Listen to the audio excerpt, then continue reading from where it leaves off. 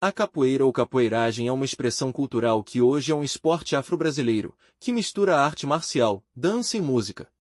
Acredita-se que ela foi desenvolvida no Brasil através de várias artes marciais angolana que existia há séculos entre os Bakongos de Angola, que nessa época era um povo que pertencia ao antigo estado do Congo, onde no início dos tráficos negreiros foi introduzida no Brasil por escravizados africanos. Há diversos mitos sobre as origens da capoeira, entre os quais o de que a arte foi praticada no Quilombo dos Palmares, no atual estado de Alagoas, que resistiu por mais de um século na antiga capitania de Pernambuco. O termo denominado aponta como origem provável do homônimo capoeira em uso em data anterior a 1583, significando tanto para o galinheiro de cestos onde os capões e outras aves domésticas eram transportados para venda em mercados de porta a porta. Tarefa muitas vezes executada por escravos antes da abolição da escravatura. Escravos bantus levados de Angola para o Brasil trouxeram com eles um tipo característico de luta corporal, ainda nos tempos coloniais, com a qual se entretinham nos intervalos do trabalho nos mercados para onde transportavam as capoeiras, chamando a atenção dos assistentes, pela graça e beleza das exibições. O termo acabou ganhando igualmente uso pejorativo, documentado já em 1824, significando vadio, malandro ou malfeitor, características que se atribuíam aos indivíduos destros nesse tipo de luta. O termo capoeira, por sua vez, é uma variação de capão, significando o galo castrado, derivado do latim vulgar capare, que significa castrar, deduzido secundariamente por capones. Foi a partir do século XVI, quando Portugal começou a enviar escravos para o Brasil, provenientes primariamente da África Ocidental. Os povos mais frequentemente vendidos no Brasil faziam parte das etnias Iorubá, Jeje ao Sai do grupo Banto, incluindo os Congos, os Quimbundos e os Casanges, provenientes dos territórios localizados atualmente em Angola e Congo. No século XVII, era costume dos povos pastores do sul da atual Angola, na África, comemorar a iniciação dos jovens à vida adulta com uma cerimônia chamada Mingolo, que significa zebra em quimbundo.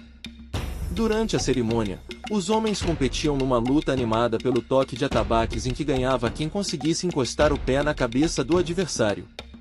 O vencedor tinha o direito de escolher sem ter de pagar o dote a uma noiva entre jovens que estavam sendo iniciadas à vida adulta.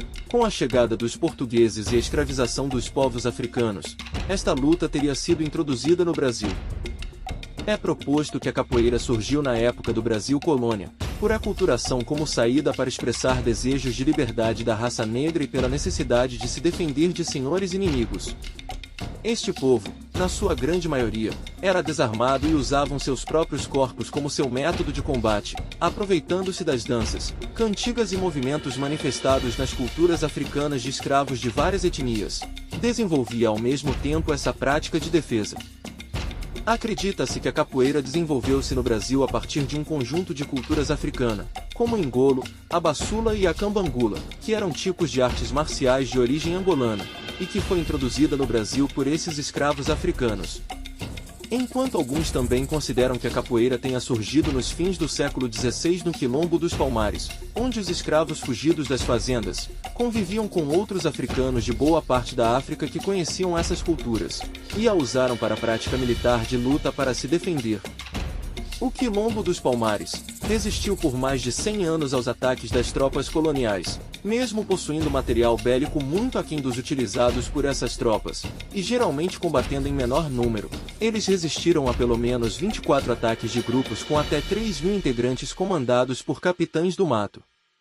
Foram necessários 18 grandes ataques de tropas militares do governo colonial, para derrotar os quilombolas. Soldados portugueses relataram ser necessário mais de um dragão, um indivíduo militar, para capturar um quilombola, porque eles se defendiam com uma estranha técnica de ginga e luta.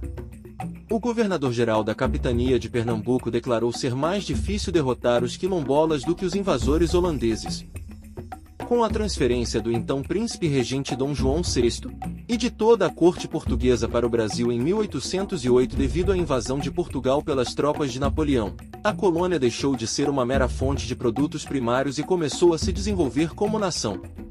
Já nessa época existiam registros da prática da capoeira nas cidades de Salvador, Rio de Janeiro e Recife desde o século XVIII, mas o grande aumento do número de escravos urbanos e da própria vida social nas cidades brasileiras deu-se à capoeira uma maior facilidade de difusão e notoriedade no Rio de Janeiro. As aventuras dos capoeiristas eram de tal jeito que o governo, através de portarias como a de 31 de outubro de 1821, estabeleceu castigos corporais severos e outras medidas de repressão a essa prática de capoeira. No fim do século XIX, a escravidão no Brasil era basicamente impraticável por diversos motivos, entre eles o sempre crescente número das fugas dos escravos e os incessantes ataques das milícias quilombolas às propriedades escravocratas. O Brasil inevitavelmente reconheceria o fim da escravidão em 13 de maio de 1888 com a Lei Áurea, sancionada pelo parlamento e assinada pela princesa Isabel. Livres, os negros viram-se abandonados à própria sorte. Em sua grande maioria, não tinham onde viver, onde trabalhar e eram desprezados pela sociedade, que os via como vagabundos. E com o aumento da oferta de mão de obra europeia e asiática nesse período, diminuía ainda mais as oportunidades e logo grande parte dos negros foi marginalizada, e naturalmente, com eles a capoeira. Foi inevitável que diversos capoeiristas começassem a utilizar suas habilidades de formas pouco convencionais. Muitos começaram a utilizar a capoeira como guardas de corpo, mercenários, assassinos de aluguel e como capangas. Grupos de capoeiristas conhecidos como maltas aterrorizavam o Rio de Janeiro. Em pouco tempo, mais especificamente em 1890, a República Brasileira decretou a proibição da capoeira em todo o território nacional. Vista a situação caótica da capital brasileira e a notável vantagem que um capoeirista levava no confronto corporal contra um policial, o Código Penal da República, adaptado pelo Estado brasileiro em 1890, considerou a capoeira ilegal debaixo do artigo 402, que disse que uma pessoa vista participando da capoeira poderia pegar de 2 a 6 anos de prisão.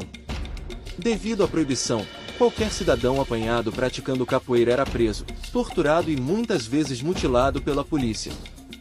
Após a abolição da escravidão, para proteger a princesa Isabel de retaliações da elite brasileira da época de quem havia tido escravos, principalmente dos republicanos, foi formada a Guarda Negra, que continha ótimos capoeiristas. Essa guarda atuou contra os republicanos para a defesa da princesa Isabel e para a liberdade.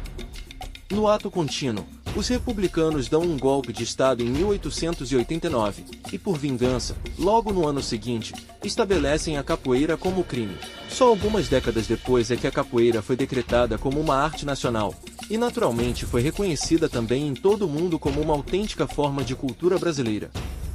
Agradeço por assistir, comente, e deixe o seu like. Obrigado.